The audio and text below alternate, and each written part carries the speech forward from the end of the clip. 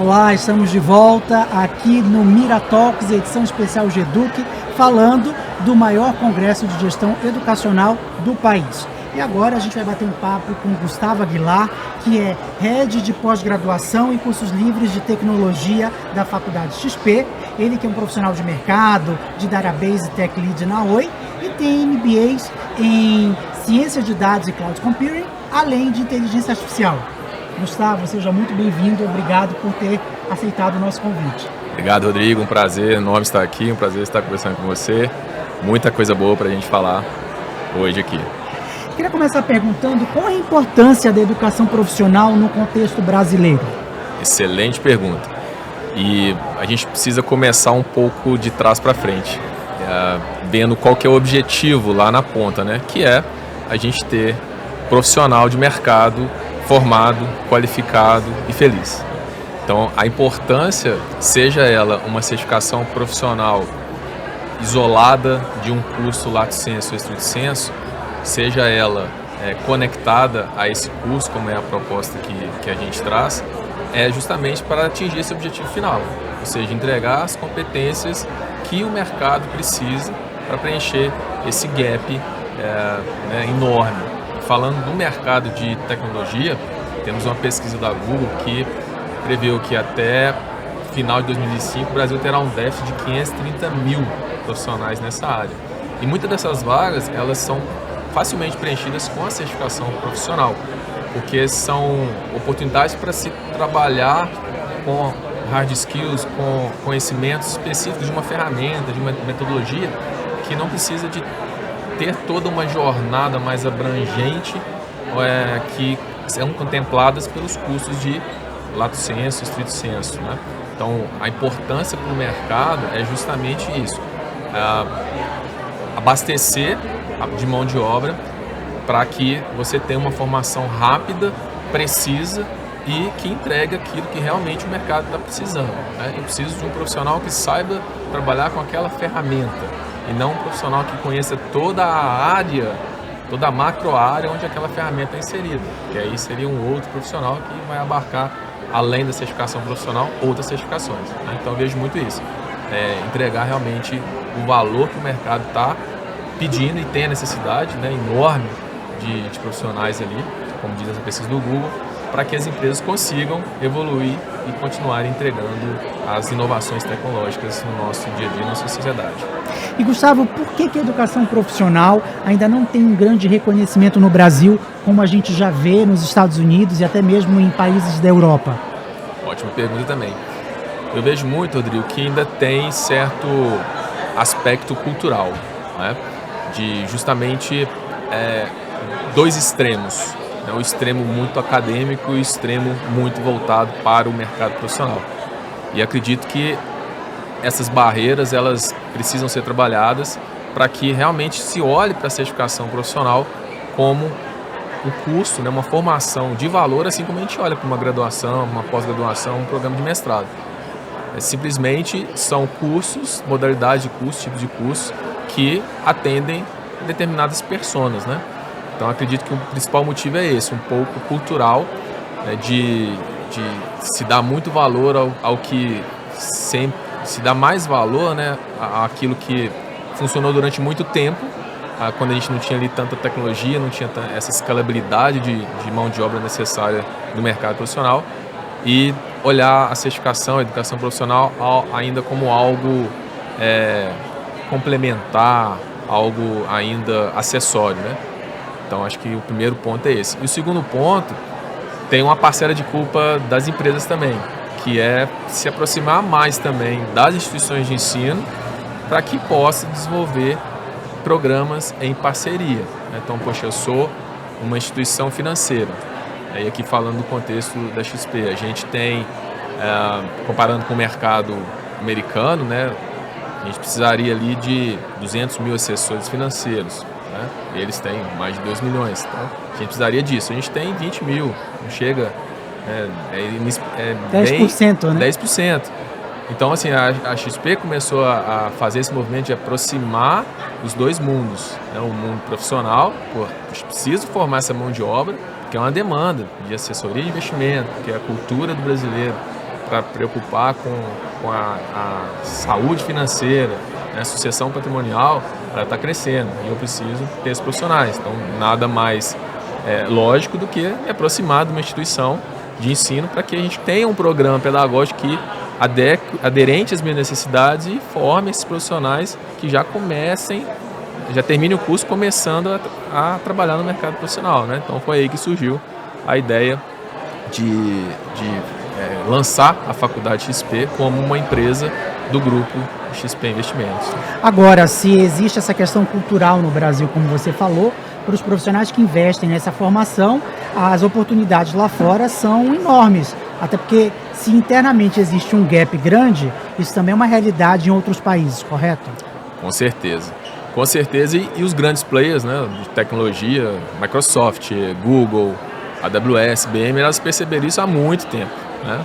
Então, assim, a minha formação profissional ela já vem sendo bem equilibrada com a minha formação acadêmica, complementando muito ela com certificação profissional. Porque eu comecei a ver esse movimento das empresas eu tenho uma tendência aqui de uma ferramenta, vamos falar de computação em nuvem. Lá atrás, né, quando a Amazon ainda era uma empresa que só vendia livros pela internet, mas já fazendo essa projeção de mercado, né, de ter um novo nicho ali, que é a computação em nuvem, já começou-se a fazer o quê? A preparar trilhas de certificação. Ou seja, eu tenho um produto, eu quero que as empresas usem meu produto, só que eu preciso de profissionais que saibam trabalhar com o meu produto, porque senão não adianta a empresa aderir ao meu produto, adotar o meu produto e não ter mão de obra para operar no dia a dia. Então as próprias grandes Big Techs começaram a fazer os programas educacionais deles com trilhas de certificação, né, para quê? Para que aquele indivíduo que quisesse trabalhar com tecnologia, independente do background dele acadêmico, ele tivesse a oportunidade de fazer a certificação profissional e ser conectado com o quê? Com as empresas que estão usando a tecnologia. Então, a AWS, por exemplo, tem um programa que é a APN, a AWS Partner Network, ou seja, empresas que utilizam a tecnologia dela conectadas ali e elas constantemente vão lá e falam, né, requisitam para a AWS, precisamos de profissionais aqui.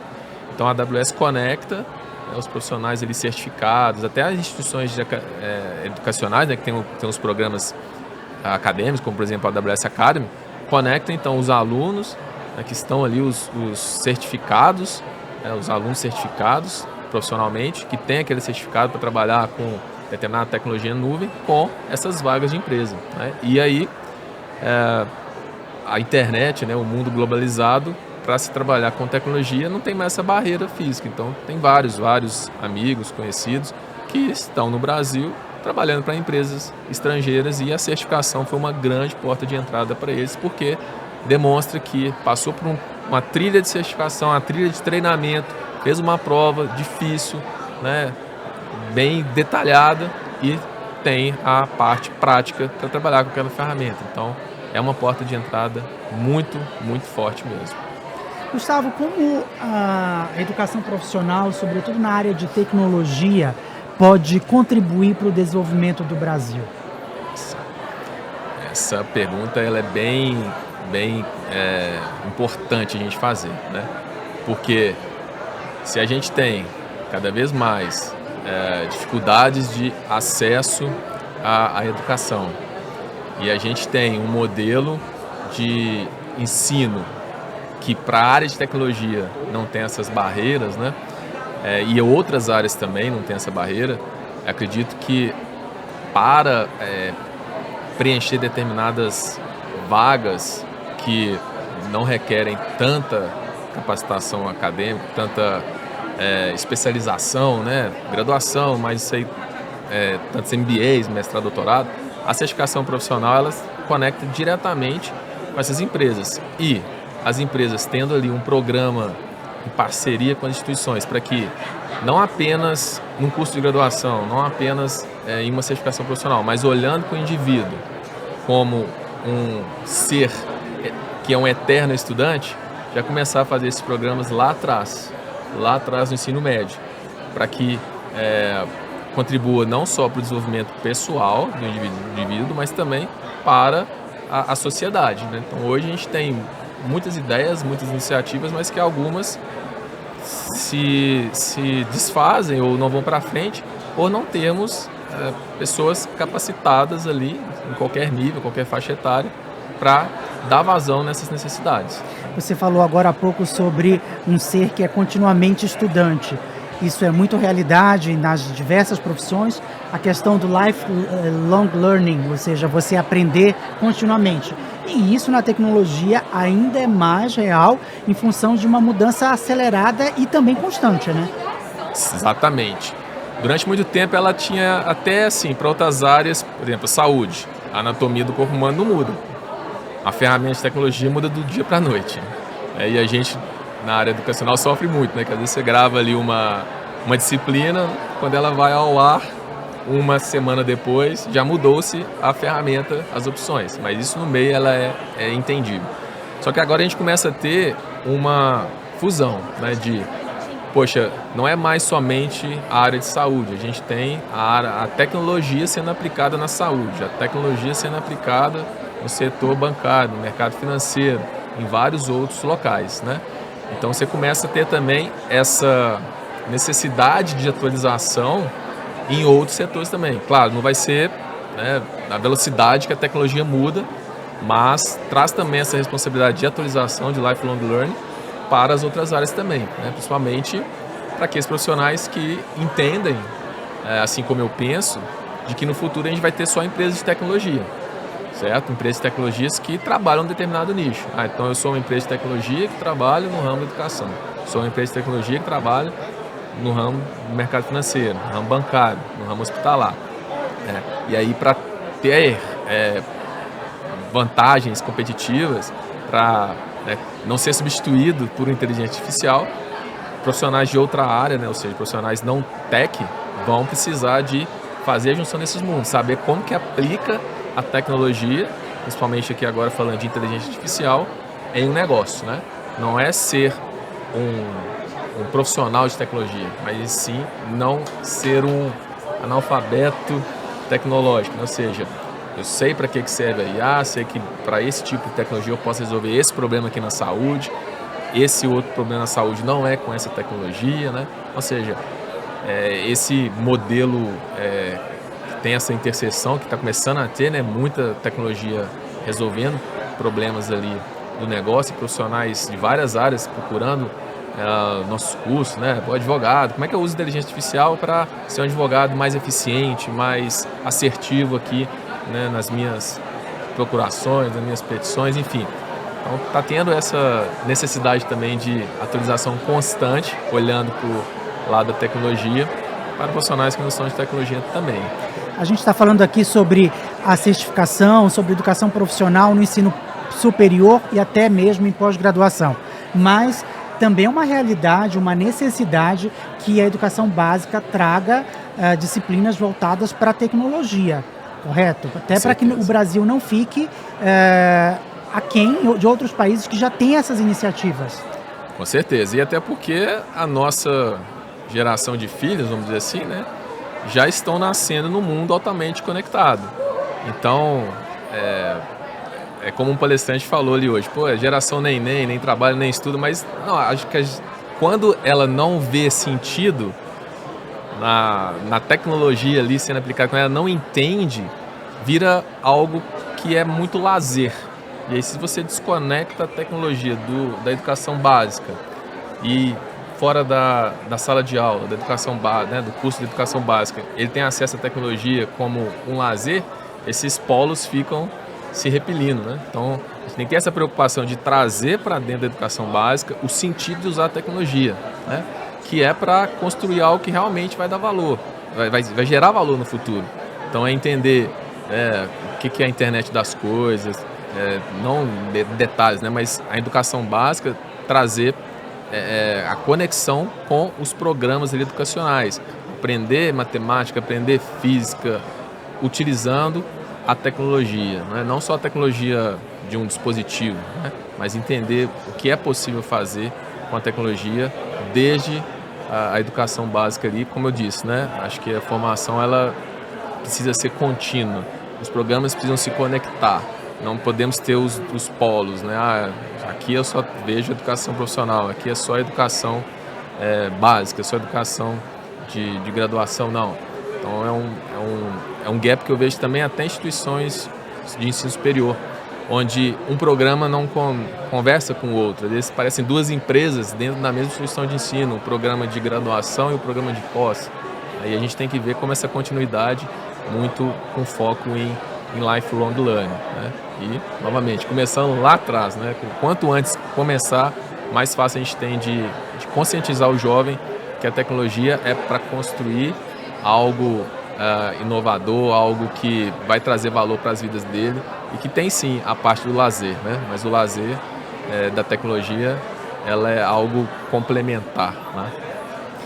Qual o recado que você deixaria para aquele profissional que tem o desejo de buscar a educação profissional, a certificação, mas ainda tem receio por achar justamente que no Brasil não tem o devido valor? Olha, primeiro recado que eu dou pesquise as vagas, os job description das vagas, que é um dos motivos que eu falo sobre a importância da gente olhar para a certificação profissional. A gente vê essa transformação, você vê vagas lá com pré-requisitos não exigindo mais graduação, né? Em nenhum momento aqui, pessoal, falando que a graduação não é importante. Falando que para aquele que quer começar, eu não consigo começar uma graduação agora, mas, poxa, eu vou perder tempo fazendo uma certificação profissional? Não. É porque a gente tem que olhar para o mercado e começar de uma especialização que o mercado está pedindo, né? E depois você ir expandindo. Não ao contrário, como a gente vê, começa de um mundo muito macro ali, né, em termos de conteúdos pedagógicos, curso, e depois você vai afunilando. Então, é um time que para empresas de tecnologia principalmente, o mercado não espera, porque quando você terminar essa formação já vai ter mudado a tecnologia. Então, esse é o primeiro ponto, primeira dica. Acompanhar as tendências ali, os perfis que estão sendo buscados nas empresas, né? A gente tem até exemplos de editais, de pregões, de RFPs no mercado, para projetos para o governo, para empresas privadas, que já exigem, eu preciso de tantos profissionais com essas certificações profissionais. Tá? Então acho que esse é o primeiro ponto, ver o mercado de recrutamento, que está em alta e vão muito nessa linha de certificação profissional. O segundo é que, independentemente daquilo que o meio ainda cultural nos traz de relevância, acho que a pessoa tem que ser feliz. Se ela enxerga que ela quer trabalhar com aquela ferramenta, com aquele nicho de mercado, não vai importar se ela tem a certificação profissional ou não, né? Então acho que é isso, é buscar aquilo que realmente quer se fazer no meio profissional, porque isso vai abrir barreiras, vai quebrar barreiras e abrir portas em um monte de instituições e empresas profissionais, né? Então, eu resumiria dessas duas dicas, né? E acreditar que se a gente tem empresas do porte, de uma Microsoft, de uma Google, né, empresas globais, e elas investem em programas de certificação, isso tem um motivo, né? E olhando para esse mercado que eu comentei de futuro, com cada vez mais empresas de tecnologia trabalhando em determinados nichos, entender que no futuro a educação, a certificação profissional, ela vai falar muito mais alto do que ela já está falando. Né? E para aqueles que gostam de trabalhar com dados, né, como eu brinquei, né, imitando Edward Mine, em Deus eu acredito, o resto me traz dados, é só analisar o Google Trends ali, as pesquisas, os interesses ali de pesquisa por certificação profissional, certificação de graduação, que a gente vai ver claramente esse crescimento, esse interesse da população, que é muito devido ao interesse e à procura das empresas para isso, né? Então, só para fechar, um exemplo. Às vezes eu faço uma certificação profissional e coloco lá no meu currículo. E eu nem tenho interesse de trabalhar com aquela ferramenta. Eu fiz mais como uma certificação complementar para entender toda a trilha, vamos dizer assim, por exemplo, de um engenheiro de inteligência artificial. Fiz lá uma certificação, um pedacinho dessa trilha. E chove de conexões no LinkedIn, então estou com uma vaga aqui para trabalhar exatamente com essa certificação que você tirou. Então, assim, muitos headhunters já estão buscando profissionais não mais pela formação profissional, e sim por uma certificação específica. O exemplo clássico é assessor financeiro. No mercado do Brasil tem que ter o quê? A certificação da Ancor. Então, não vou procurar graduado em economia, em finanças. A primeira coisa é quem tem a certificação Ancor, que pode já começar a trabalhar como assessor de investimentos, né? Gustavo, agradeço muito a sua participação aqui no nosso podcast. Obrigado por ter vindo e contribuído aí para a gente falar sobre educação profissional, a certificação no Brasil. Eu que agradeço, Rodrigo, sempre à disposição para qualquer dúvida adicional, e o evento está muito bacana, parabéns e obrigado pela oportunidade, sucesso para todos. E hoje é o último dia do GEDUC 2025, mas a gente ainda tem mais episódios do Mira Talks, edição especial GEDUC. Então, continue nos acompanhando nas redes sociais da Mira Comunicação e também do próprio GEDUC.